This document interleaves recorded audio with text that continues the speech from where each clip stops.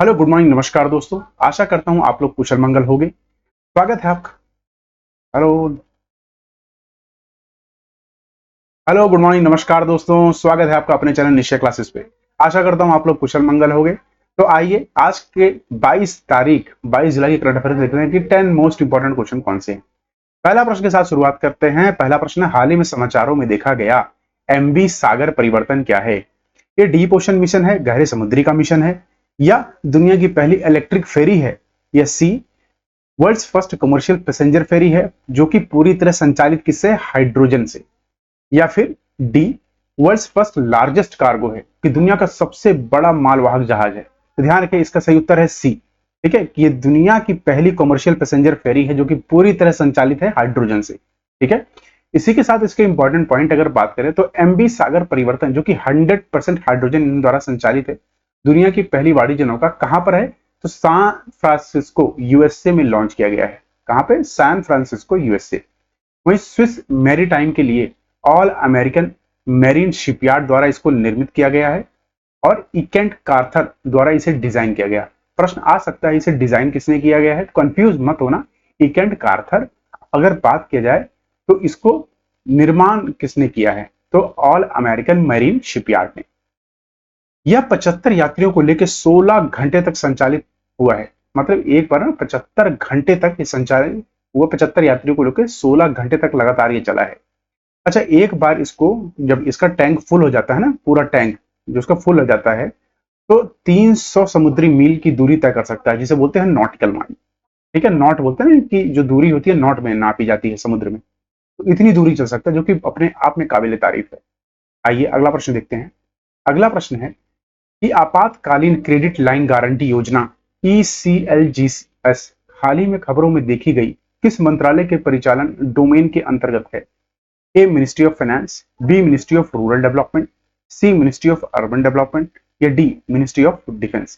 तो ध्यान रखिएगा, अभी line of guarantee scheme Ministry of Finance के अंदर ये है। ठीक है, इसके साथ इसके मोस्ट इंपॉर्टेंट पॉइंट अगर हम बात करें तो हाल ही में आपातकालीन क्रेडिट लाइन गारंटी योजना के तहत 6% नॉन परफॉर्मिंग एसेट्स दर पाई गई है। कितनी पाई गई है? 6% non performing assets. Non performing assets वो होते हैं जो लोन बैंकों द्वारा दिए जाते हैं और उनका लोन का जो कहते हैं ना कि सही टाइम पे पेमेंट नहीं हो पाता इंटरेस्ट का। ठीक है, जो इंटरेस्ट का पेमेंट हो सही टाइम पे नहीं हो उसे एनपीए डिक्लेयर किया जाता है। तो ये 90 दिन के बाद एनपीएस को डिक्लेयर किया जाता है, ये आपको ध्यान रखना है। भारत 2020 में कोविड 19 प्रभावित व्यवसायों की सहायता के लिए इसे लॉन्च किया गया था। प्रश्न ये भी आ सकता है क्यों लॉन्च किया गया था। ठीक है, वित्त मंत्रालय के वित्तीय सेवा विभाग और national credit guarantee trust company limited द्वारा संबंधित यह योजना उधारदाताओं को 100% गारंटी कवरेज प्रदान करती है। वह ऋण स्वीकृतियां उधारकर्ता के आकलन पर आधारित होती हैं जिनमें कोई स्पर्धात्मक या शुल्क नहीं होता है। आपको ध्यान रखना, कोलेट्रल फ्री लोन मिलता है इसमें। वह भारत के वित्त मंत्री कौन है? निर्मला सीतारमण जी। अगला प्रश्न देखते हैं। अगला प्रश्न है, इन दो भारतीय अंतरिक्ष वैज्ञानिकों ने प्रतिष्ठित संगठन कमिटी ऑन स्पेस रिसर्च कॉस्पार जिसको बोलते हैं से वैश्विक अंतरिक्ष सम्मेलन में सम्मान प्राप्त किया है। ये बहुत ही उच्चतम कैटेगरी का जिसे कहते हैं अवार्ड है, जो हाल ही में बताइए किसको दिया गया है। हमारा ऑप्शन ए है Lalita Abraham and Rajiv Gauba, B Ashwin Vasudha and Sharmila Bhattacharya, C Prahlad Chandra Agarwal and Anil Bhardwaj, या डी अजय कुमार सूद एंड पवन कुमार। इसका सही उत्तर है सी। अभी हाल ही में प्रहलाद चंद्र अग्रवाल और अनिल भारद्वाज को यह अवार्ड से सम्मानित किया गया। अब आइए साथ में जितने भी अवार्ड हाल ही फिलहाल में दिए गए हैं उन सबको रिवाइज कर लेते हैं। साथ में ये आपको ध्यान रखना है कि भारतीय अंतरिक्ष वैज्ञानिक प्रहलाद चंद्र अग्रवाल और अनिल भारद्वाज ने दक्षिण कोरिया के बुसान में अपनी 45वीं वैज्ञानिक सभा के दौरान कॉस्पर से प्रतिष्ठित पुरस्कार प्रदान किया है। ये आपको ध्यान रखना है। वहीं प्रहलाद चंद्र अग्रवाल को एक्सरे खगोल विज्ञान और ग्रणी एस्ट्रोनॉट में योगदान के लिए और हैरी मैसी पुरस्कार से सम्मानित किया गया था। ये आपको ध्यान रखना है। 2017 से पीआरएल निदेशक अनिल भारद्वाज को ग्रह अंतरिक्ष विज्ञान में अपने काम और इसरो के मिशन में महत्वपूर्ण भूमिकाओं के लिए विक्रम साराभाई पदक से सम्मानित किया गया है। अच्छा, इसरो की स्थापना कब हुई थी? तो 1969 में हुई थी। कहीं इसका हेडक्वार्टर कहाँ है? इसका हेडक्वार्टर है बेंगलुरु के कर्नाटका में। इसके अध्यक्ष कौन है? एस सोमनाथ। ठीक है, ये इंग्लिश में भी दिया गया है, आप इसको पूरी तरह देख सकते हैं। नेक्स्ट क्वेश्चन है हमारा कि हाल ही में कौन सी राज्य सरकार अफगानिस्तान, पाकिस्तान और बांग्लादेश के अल्पसंख्यक शरणार्थियों को भारतीय नागरिकता देने के लिए विशेष शिविरों का आयोजन कर रही है? ए राजस्थान, बी आंध्र प्रदेश, सी उड़ीसा या डी मिजोरम। इसका सही उत्तर है ए राजस्थान सरकार ने अभी हाल ही में इसका उद्घाटन किया है, शुरुआत की है, आपको ध्यान रखना है। और ये आपको ध्यान रखना है सिर्फ 3 कंट्री से आए हुए, अफगानिस्तान, पाकिस्तान और बांग्लादेश। और किसको दे रही है? नॉन मुस्लिम्स को, नॉन मुस्लिम्स को। आपको पता है ये बहुत बड़ा डिबेट हुआ था जब इसकी स्टार्टिंग हुई थी, आपको पता है ना। तो उसी के चलते ये अभी हाल ही में दोबारा से इशू किया गया है। तो राजस्थान सरकार ने यह कभी शिविर स्टार्ट कर रही है। अगर बात करें तो राजस्थान सरकार अफगानिस्तान, पाकिस्तान और बांग्लादेश के अल्पसंख्यक शरणार्थियों को भारतीय नागरिकता देने के लिए शिविर का आयोजन कर रही है। जिला कलेक्टर नागरिकता प्रमाण पत्र जारी करेंगे। बहुत बड़ी पोजीशन दे दी है सर, बहुत बड़ी पावर। 2016 से 2024 तक 2329 शरणार्थियों की नागरिकता प्राप्त की है, जिसमें 1566 आवेदन लंबित है, अभी नहीं है। नागरिकता संशोधन अधिनियम 2019 में आया था, आपको पता ही होगा। इन देशों में गैर मुस्लिम समुदायों को नागरिकता प्रदान करता है, जिन्होंने 31 दिसंबर 2014 तक भारत में प्रवेश कर लिया था और इसके बाद कोई आए हैं तो उनको नहीं मिलेगा, ध्यान रखना। उन्हें आरोजन कानूनों के तहत दंड से भी छूट दी गई है, उनको कोई दंड भी नहीं दिया जाएगा। यह भारत का सबसे बड़ा राज्य है। राजस्थान की अगर बात करें, सीएम है यहाँ के भजन लाल शर्मा, गवर्नर है कलराज मिश्र। अगला प्रश्न है, हाल ही में किस मंत्रालय ने लोक संवर्धन पर्व शुरू किया है? A Ministry of Women and Child Development, B सांस्कृतिक मंत्रालय, सी अल्पसंख्यक मामलों का मंत्रालय या D Ministry of Home Affair गृह मंत्रालय। इसका सही उत्तर है, ध्यान रखिएगा, सी अल्पसंख्यक मामलों के मंत्रालय। इसके मंत्री कौन है? तो किरण रिजिजू, ये आपको ध्यान रखना है, ठीक है। 100 दिनों की इसमें क्या है, as a part of 100 days programme है, जिसके तहत मिनिस्ट्री ने ये माइनॉरिटी अफेयर्स के लोक संवर्धन पर्व लॉन्च किया था, ताकि अपनी स्कीम्स और प्रोग्राम्स को ये जो लोगों के बीच की जागरूकता को फैला सके। अगला प्रश्न अगर हम बात करें तो अगला प्रश्न है, इंडिया मोबाइल कांग्रेस 2024 का थीम क्या है? या future is now, B the future is ready, C internet for all या डी कनेक्ट ऑल। तो इसका सही उत्तर है ए भविष्य अब है, फ्यूचर इज नाउ, ये ध्यान रखें। अच्छा, इसके मंत्री कौन है अगर बात करा जाए तो information technology minister Jyotiraj Scindia, ये आपको ध्यान रखना। इसी के साथ ये भी आपको ध्यान रखें, पूर्वोत्तर क्षेत्र के संचार और विकास मंत्री ज्योतिराज सिंधिया, इनको साथ साथ में संचार मंत्रालय के साथ पूर्वोत्तर का विकास मंत्रालय भी दे रखा है।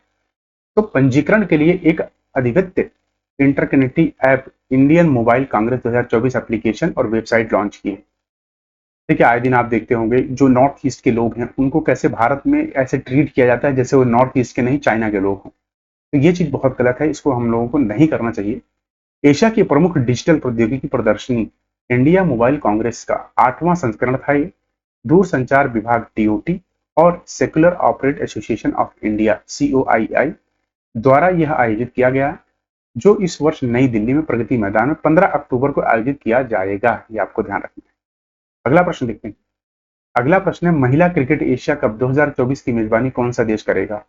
इसका सही उत्तर है बी श्रीलंका, ये आपको ध्यान रखना है। तो एशिया क्रिकेट परिषद के अध्यक्ष कौन है? जय शाह, ये बहुत ही इंपॉर्टेंट है, कई बार क्वेश्चन आ सकता है। आइए क्रिकेट से जुड़े और भी प्रश्न को देख लेते हैं फटाफट।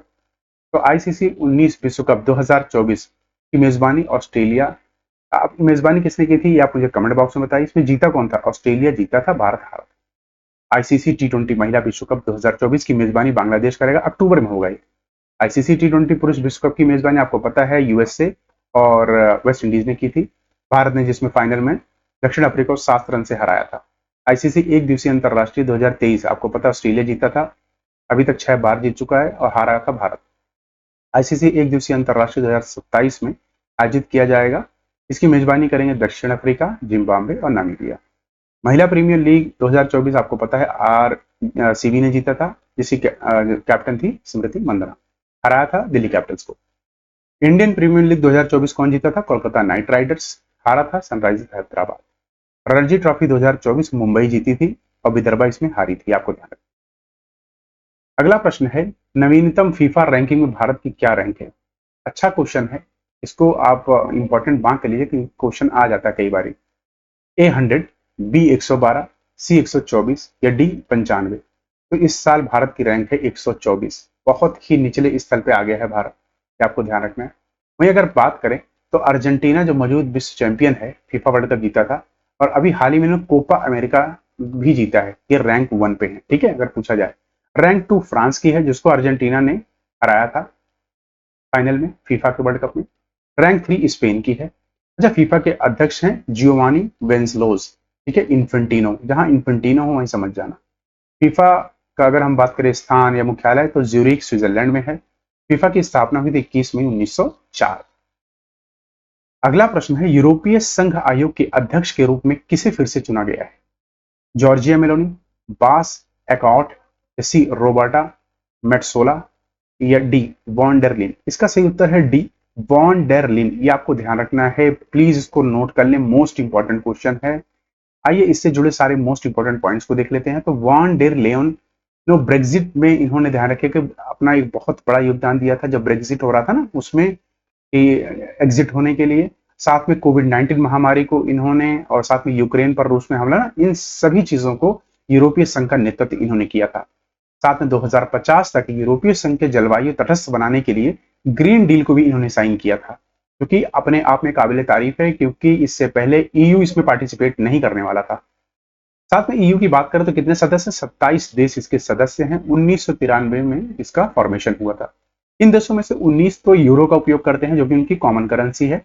8 यूरोपीय संघ के सदस्य बुल्गारिया, क्रोएशिया, चेक गणराज्य, Denmark, Hungary, Poland, Romania, Sweden, ये यूरो का उपयोग नहीं करते। अच्छा, इसकी राजधानी अगर बात करें तो ब्रुसेल से आपको ध्यान रखना है। ईयू का अगर मैप देखें तो ये है इसकी सारी कंट्रीज, इनको जैसे फ्रांस है, स्पेन है, पोर्चुगल है, इनकी कैपिटल्स एक बार you have to mark it. Okay, चलिए नेक्स्ट क्वेश्चन देखते हैं। हाल ही में किस देश के सर्वोच्च न्यायालय ने समलैंगिक जोड़ों के अधिकार दिए हैं? North Korea, south Korea, China या मलेशिया? तो ध्यान रखिए इसका सही उत्तर है डी मलेशिया के। अभी अभी हाल ही में सुप्रीम कोर्ट ने समलैंगिक सेम सेक्स कपल्स को अभी इक्वल राइट्स दिए हैं, ये आपको ध्यान रखना। उसी के साथ आपको यह ध्यान रखना, एशिया भर में केवल ताइवान, थाईलैंड, नेपाल, अब मलेशिया हो गया जिन्होंने कानून में विवाह समानता को सुनिश्चित किया है, ठीक है, समलैंगिक को। 38 देशों में वैध कर दिया है इसको, समलैंगिक विवाह को। हालांकि उनमें से 2 अभी तक लागू नहीं हुए, ठीक है, उनमें अभी लागू नहीं हुए। नीदरलैंड पहला देश था जिसने समान लैंगिक विवाह को वैधता दी थी। भारत ने आईपीसी की धारा 377 को खत्म कर दिया, बावजूद इसके इसको वैध नहीं किया, ये आपको ध्यान रखना। इसी के साथ यह संस्करण पूरा हुआ। आप सभी का धन्यवाद। कल फिर मिलेंगे 23 तारीख को नए लेक्चर के साथ। तब तक अपना ख्याल रखिए। जय हिंद, जय भारत।